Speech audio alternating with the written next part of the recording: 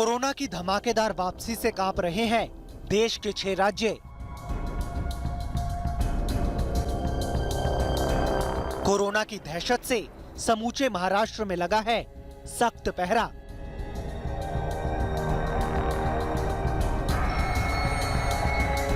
राजधानी दिल्ली में भी बढ़ रहा है कोरोना का संकट।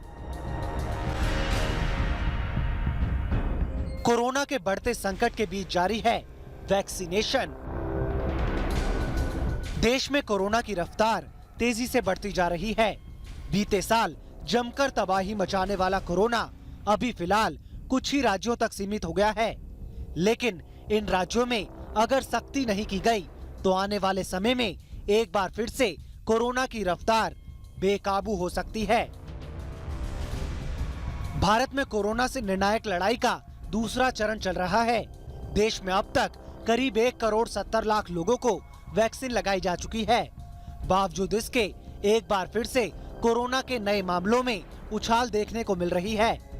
बीते 24 घंटों में देश में कोरोना के 17,000 से अधिक नए मामले दर्ज किए गए हैं, जबकि 89 लोगों की मौत हुई है।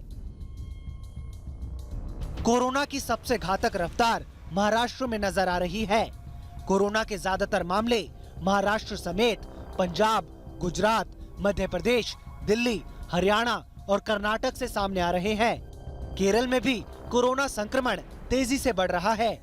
ऐसे ही हालात बने रहे तो आने वाला वक्त काफी मुश्किलों भरा साबित हो सकता है। हालांकि राहत की बात यह है कि मौजूदा दौर में वैक्सीनेशन भी तेजी से जारी है।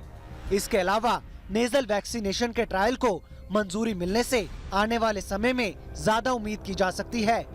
हालांकि देश के कई राज्यों में, खास तौर से यूपी में फिलहाल कोरोना सीमित है, लेकिन दूसरे प्रदेशों से आने वाले लोगों की निगरानी यहाँ भी हो रही है। इसके बाद भी कोरोना का संकट तेजी से बढ़ता जा रहा है।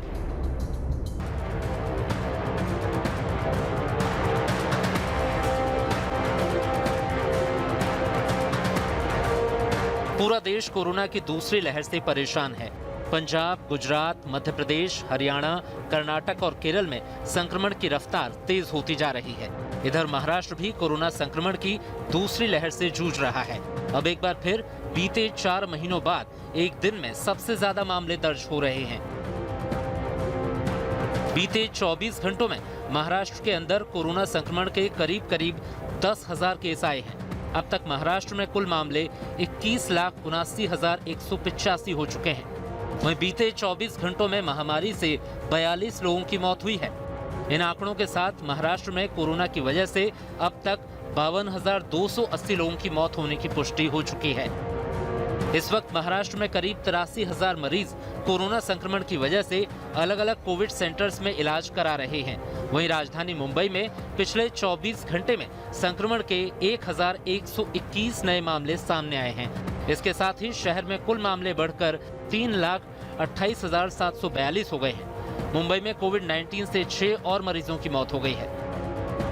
मुंबई पुलिस ने मास्क नहीं पहनने वाले लोगों के खिलाफ अभियान तेज करते हुए पुलिस से सभी जोन में नियमों का उल्लंघन करने वाले कम से कम 1,000 लोगों से जुर्माना वसूलने का आदेश जारी किया है। पूरी मुंबई को 12 जोन में बांटा गया है और कोरोना के नियमों के तहत मास्क नहीं पहनने वालों से 200 रुपए जुर्माना वसूलने का अधिकार दिया गया है।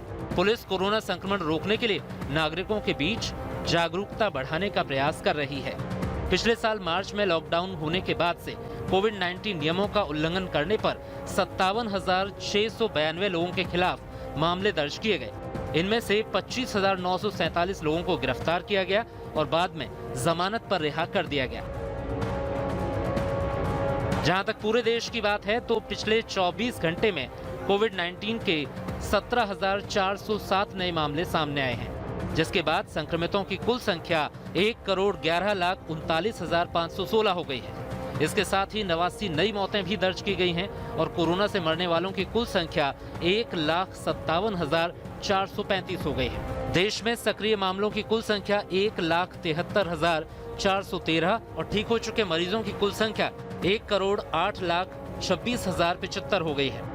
आंकड़ों के मुताबिक महाराष्ट्र, केरल, पंजाब, तमिलनाडु, गुजरात और कर्नाटक में कोरोना वायरस के नए मामलों में लगातार वृद्धि हो रही है। पिछले 24 घंटे में इस महामारी के सामने आए नए मामलों से 85.51% मामले इन्हीं राज्यों में दर्ज किए गए हैं। दूसरी तरफ मध्य प्रदेश, हरियाणा, उत्तराखंड, जम्मू और कश्मीर, उड़ीसा, उत्तर प्रदेश, हिमाचल प्रदेश, गोवा, झारखंड, पुडुचेरी, असम, लक्षद्वीप, नागालैंड, सिक्किम, लद्दाख, त्रिपुरा, अंडमान निकोबार द्वीप, मणिपुर, मिजोरम, मेघालय, दादर नागर और अरुणाचल प्रदेश में पिछले 24 घंटों में किसी की मौत नहीं हुई है। ICMR के मुताबिक देश में 3 मार्च तक 21,91,78,908 नमूनों की कोरोना जांच की जा चुकी है। इनमें से 7,75,631 नमूनों की जांच बुधवार को की गई थी। पिछले साल 16 सितंबर को संक्रमण के कुल मामले 50 लाख थे। 28 सितंबर को 60 लाख, 11 अक्टूबर को 70 लाख, 29 अक्टूबर को 80 लाख और 20 नवंबर को 90 लाख और 19 दिसंबर को 1 करोड़ के पार चले गए थे। जाहिर है कोरोना के आंकड़े डराने वाले हैं, लेकिन वैक्सीनेशन का दौर भी तेजी से चल रहा है। लेकिन सावधानी की कमी और लापरवाही की अधिकता की वजह से कोरोना के आंकड़े एक बार फिर से बेकाबू होते दिखाई दे रहे हैं। मैंने और मेरे